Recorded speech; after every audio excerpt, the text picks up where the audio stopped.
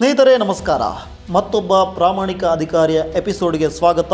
ಈ ಬಾರಿ ನಾವು ಪರಿಚಯ ಮಾಡುವುದಕ್ಕೆ ಹೊರಟಿರುವಂತಹ ಅಧಿಕಾರಿ ಒಬ್ಬ ಮಹಿಳಾ ಅಧಿಕಾರಿಯಾಗಿದ್ದುಕೊಂಡು ದಿಟ್ಟತನವನ್ನು ತೋರಿ ವ್ಯವಸ್ಥೆಗೆ ರಾಜಿಯಾಗದೆ ರಾಜೀನಾಮೆ ಕೊಟ್ಟಂತಹ ಅಧಿಕಾರಿ. ಒಬ್ಬ ಪ್ರಾಮಾಣಿಕ ಅಧಿಕಾರಿ ವ್ಯವಸ್ಥೆಯ ಭ್ರಷ್ಟಾಚಾರ ಮತ್ತು ರಾಜಕೀಯ ಒತ್ತಡಕ್ಕೆ ಮಣಿಯದೆ ತನ್ನ ಹುದ್ದೆಯನ್ನೇ ತ್ಯಾಗ ಮಾಡಿದರೆ ಏನಾಗತ್ತೆ?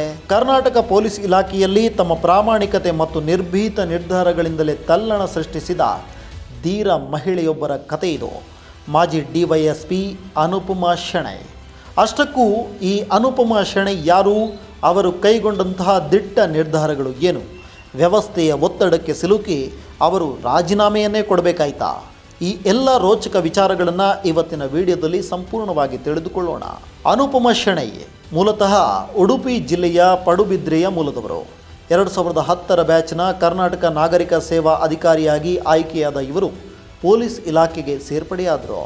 ಬಳ್ಳಾರಿ ಜಿಲ್ಲೆಯ ಕೂಡ್ಲಿಗಿ ಉಪವಿಭಾಗದಲ್ಲಿ ಉಪ ಪೊಲೀಸ್ ವರಿಷ್ಠಾಧಿಕಾರಿಯಾಗಿ ಅಧಿಕಾರ ವಹಿಸಿಕೊಂಡ ನಂತರ ತಮ್ಮ ಕಟ್ಟುನಿಟ್ಟಾದ ನಿಯಮಗಳು ಮತ್ತು ಸಾರ್ವಜನಿಕ ಸ್ನೇಹಿ ಆಡಳಿತದಿಂದ ತಕ್ಷಣವೇ ಜನರ ಗಮನವನ್ನು ಸೆಳೆದರು. ಅಕ್ರಮ ಮದ್ಯ ಮಾರಾಟ ಮತ್ತು ಡಾಬಾಗಳ ಮೇಲಿನ ದಾಳಿ. ಕೂಡ್ಲಿಗಿ ಭಾಗದಲ್ಲಿ ಯುವಕರು ಮತ್ತು ಕುಟುಂಬಗಳನ್ನು ಹಾಳು ಮಾಡುತ್ತಿದ್ದ ಅಕ್ರಮ ಮದ್ಯಜಾಲದ ಮೇಲೆ ದಾಳಿ ನಡೆಸಿ ಡಾಬಾಗಳಲ್ಲಿದ್ದ ಅಕ್ರಮ ಮದ್ಯ ಮಾರಾಟಕ್ಕೆ ಸಂಪೂರ್ಣವಾಗಿ ತಡೆ ಒಡ್ಡಿದ್ರು ಡಿವೈಎಸ್ಪಿ ಅನುಪಮಾ ಶೆಣೈ ಅವರು. ಮರಳು ಮಾಫಿಯಾಕ್ಕೆ ಸಿಂಹ ಸ್ವಪ್ನವಾಗಿದ್ದರು. ಪ್ರಭಾವಿ ರಾಜಕಾರಣಿಗಳ ಬೆಂಬಲವನ್ನು ಹೊಂದಿದ್ದ ಅಕ್ರಮ ಮರಳು ಸಾಗಾಣಿಕೆ ದಂಧೆಯ ವಿರುದ್ಧ ನಿರ್ದಾಕ್ಷಿಣ್ಯ ಕ್ರಮಗಳನ್ನು ಕೈಗೊಂಡು ಅಕ್ರಮ ಲಾರಿಗಳನ್ನು ಜಪ್ತಿ ಮಾಡಿದ್ರು. ಅಕ್ರಮ ಕಟ್ಟಡಗಳ ತೆರವು ಕಾರ್ಯಾಚರಣೆ. ಅಂಬೇಡ್ಕರ್ ಭವನದ ಪಕ್ಕದಲ್ಲಿದ್ದ ಸ್ಥಳೀಯ ಪ್ರಭಾವಿಗಳು ಅಕ್ರಮವಾಗಿ ನಿರ್ಮಿಸುತ್ತಿದ್ದ ಮದ್ಯದಂಗಡಿಯ ಕಟ್ಟಡ ನಿರ್ಮಾಣ ಕಾಮಗಾರಿಯನ್ನು ಸಂಪೂರ್ಣವಾಗಿ ತಡೆದು ನಿಲ್ಲಿಸಿದ್ರು ಡಿವೈಎಸ್ಪಿ ಅನುಪಮಾ ಶೆಣೈ. ಇಷ್ಟೆಲ್ಲ ದಿಟ್ಟ ನಿರ್ಧಾರಗಳನ್ನು ಕೈಗೊಂಡಿದ್ದಂತಹ ಡಿವೈಎಸ್ಪಿ ಅನುಪಮಾ ಶೆಣೈಯವರು ಕೊನೆಗೂ ರಾಜೀನಾಮೆ ಕೊಟ್ಟಿದ್ದು ಯಾಕೆ? ಕೂಡ್ಲಿಗಿಯಲ್ಲಿ ಕಾರ್ಯನಿರ್ವಹಿಸುತ್ತಿದ್ದಾಗ ಅಂದಿನ ಜಿಲ್ಲಾ ಉಸ್ತುವಾರಿ ಸಚಿವರಾಗಿದ್ದ ಪಿಟಿ ಪರಮೇಶ್ವರ್ ನಾಯಕ್ ಅವರ ಕರೆಯನ್ನು ಕಾಯುವಿಕೆಯಲ್ಲಿ ಇರಿಸಿದರೆಂಬ ಕಾರಣಕ್ಕೆ ವಿವಾದ ಮೊದಲಿಗೆ ಶುರುವಾಯಿತು. ಸಚಿವರ ಅಧಿಕಾರದ ಪ್ರಭಾವದಿಂದ ತಕ್ಷಣವೇ ಅವರನ್ನು ಅಲ್ಲಿಂದ ವರ್ಗಾವಣೆಯನ್ನು ಮಾಡಲಾಯಿತು. ಜನರ ಮತ್ತು ಮಾಧ್ಯಮಗಳ ತೀವ್ರ ಆಕ್ರೋಶದ ನಂತರ ಸರ್ಕಾರ ವರ್ಗಾವಣೆಯನ್ನು ರದ್ದುಗೊಳಿಸಿತು.